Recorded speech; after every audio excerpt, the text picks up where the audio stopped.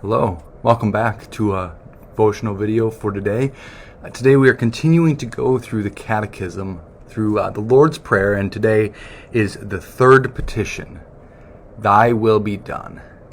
So, what is God's will? We pray for it a lot. A lot of times when we pray for somebody, like how recently we prayed for the call process of the call that we extended to a DCE. We prayed, okay, God, we want this person to accept the call, but your will be done. We talk about God's will, but what is God's will? Well, ultimately, God's will is that his kingdom would come. But wait, wasn't that the last petition? Thy kingdom come, thy will be done on earth as in heaven. Isn't that cheating? Isn't that like saying, defining a word by using the word in the definition? I thought teachers told us not to do that. Well, kind of, but not really. God's will is that all people would come to a knowledge of salvation. As it says in 1 Timothy 2, God's will is that every soul would be gathered to him, would come to salvation through faith in Jesus. And if you think about what God's kingdom is, it's where God rules and reigns, where God has taken claim of somebody's heart through faith in Jesus. So God's will, again, ties directly to God's kingdom coming. God's ultimate will is that people would know him, that people would come to a saving faith through Jesus. We know for certain that that is what God's will is. But then how do we know what God's will is when we pray for other things? I mentioned the example about the calling the DCE. Another example is a lot of times we'll pray for healing.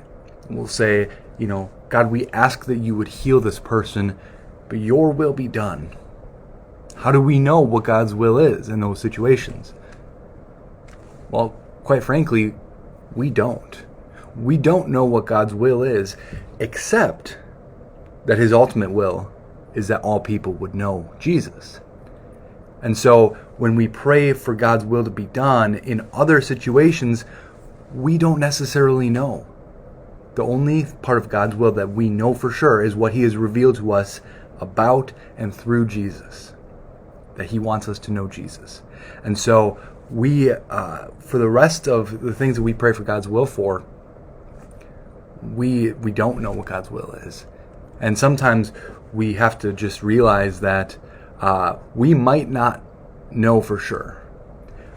In Acts, the 11 apostles are going to be adding another apostle because Judas had killed himself, and so they wanted to have 12, and they had a few different people kind of like trying out for the last spot of apostle, and they prayed and they trusted God and they drew lots. They drew whoever got the short straw or the long straw or whatever, and that's how they decided who was going to be the next apostle. They trusted God enough to know that, hey, whatever happens, his will is going to be done.